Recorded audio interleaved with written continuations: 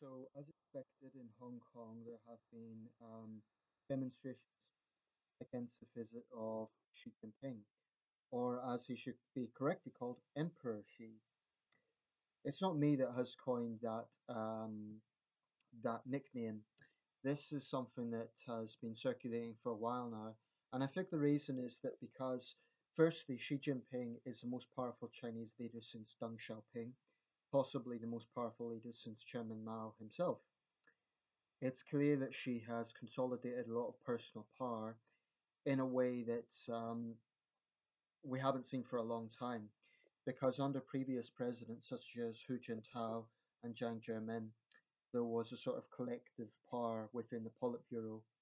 With Xi, one of the first things he done was also made himself head of the army, um, as well as chairman of the Central Committee of the Communist Party and president of China. To have all three positions consolidated at once is unusual. And it didn't happen under Hu Jintao or Jiang Zemin. So she is visiting Hong Kong to mark the 20th anniversary of the handover. Ostensibly, this is supposed to be a celebration. There are fireworks in Hong Kong tonight, but clearly a lot of people are very uneasy about it and very uneasy about the future. Anyway, after the ceremony to formally um, swear in Carrie Lam as the chief executive. She's been accused of being a puppet of Beijing, something that she has denied. I don't want to judge her too much because let's give her a chance, but the track record so far is that chief executives have had their hands tied and haven't really done enough to stand up to Beijing. It doesn't help for the fact that a handful of people have nominated her to the position, um, backed by Beijing. Anyway, she made a statement in which she said that the dominance of China, and this is not an exact quotation, but the sovereignty of China is non-negotiable. That's a red line, and he was obviously referring to the dissent. Here's the thing: I don't think necessarily that an independence movement is the best approach. It's not up to me; it's up to the people of Hong Kong. I don't think it's necessarily the best approach. I think that might only make Beijing even more hardline. And it's still a possibility, though, if Hong Kong could function as a city-state in the sense that Singapore does. I think it has some of the basic structures there in place to do that, but I'm not an economist, and I don't know about that.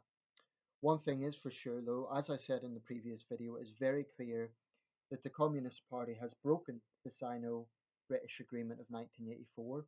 So it's a betrayal to Britain as the joint signatory, but it's also, more importantly, a betrayal to the people of Hong Kong. Um, this is just a fact. So the arrogance of Xi Jinping and the Communist Party to come in and basically bully the people, say, you have to bow to us or else. It's basically what he's doing.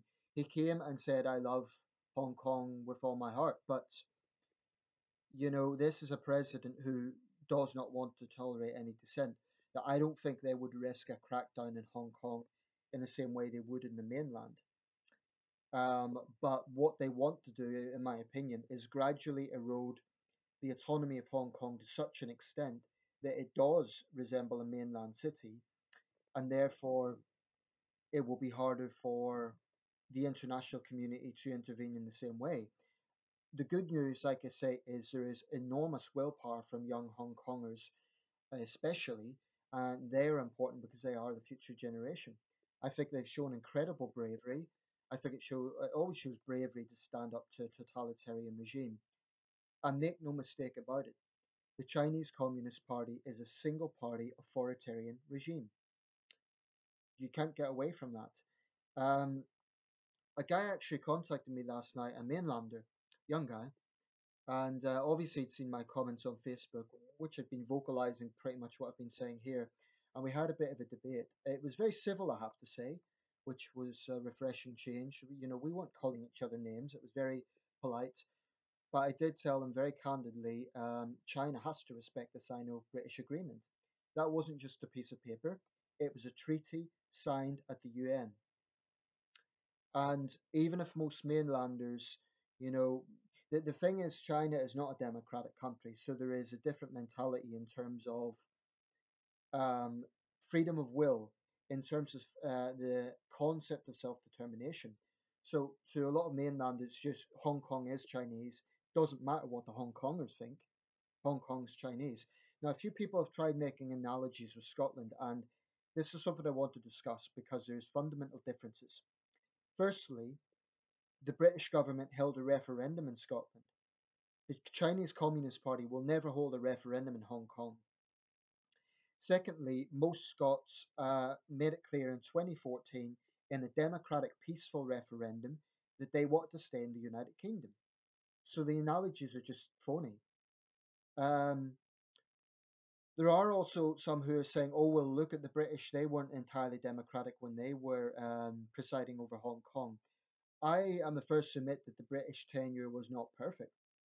I will say Governor Patton tried to make democratic reforms in his term of office. The British were not perfect. We did not get everything right, and we were not an ideal democracy. However, the fact of the matter is, during the darkest periods of communist rule in mainland China, such as the Cultural Revolution, the fact of the matter is Hong Kongers were spared that nightmare, being under British rule. Say what you want about the British, but that is a fact. And yes, there were a few uprisings against the British. But you know, this thing about the British, it's something that the Chinese keep bringing up because they think that they've got moral superiority. They don't. Um, the British era in Hong Kong is history. That's for historians to discuss. What matters is the situation today. And the fact of the matter is, Beijing has demonstrated that they are only interested in bullying the people of Hong Kong, subjugating them, saying, you're Chinese, that's it. You know, like I said, I don't think necessarily an independence movement is the best way forward. I don't know about that. However, I can understand it because young Hong Kongers don't want to live under communism. Who would? There is a reason why there's only 4 or 5 communist countries left in the world today. Communism is a failed ideology. And I'm aware that China is a hybrid system, but it is very clear what they are trying to do in Hong Kong. Xi Jinping has shown himself to be a typical dictator. He has come in and arrogantly demanded that the people of Hong Kong subjugate themselves to CCP rule. And the good news is that there is still enormous willpower. Realistically, 7 million Hong Kongers, or less than that, if we're being honest, there are some pro Beijing voices in Hong Kong. But let's say 7 million Hong Kongers obviously are no match for 1.4 billion people on the mainland. Um, Not that mainlanders necessarily, although they're very nationalistic, it's not necessarily a case that this is a Communist Party issue. And it's unfortunate. I do think, from our perspective, I do think the British government needs to speak out. Yes, we have a lot on our plates at the moment with Brexit and everything that's going on. Boris Johnson, our Foreign Secretary, was right to speak out. He was right to remind the Chinese to abide by this treaty. And if China continues eroding this, I do feel that we should raise our voices and say this is unacceptable. Xi Jinping says independence is unacceptable. Okay, but if they expect Britain to, respect Chinese sovereignty, China has to respect its international agreements. It is not doing that, and that is unacceptable. So I completely support Boris Johnson in terms of speaking out against this blatant subjugation of Hong Kong and this blatant violation of the Sino-British Declaration.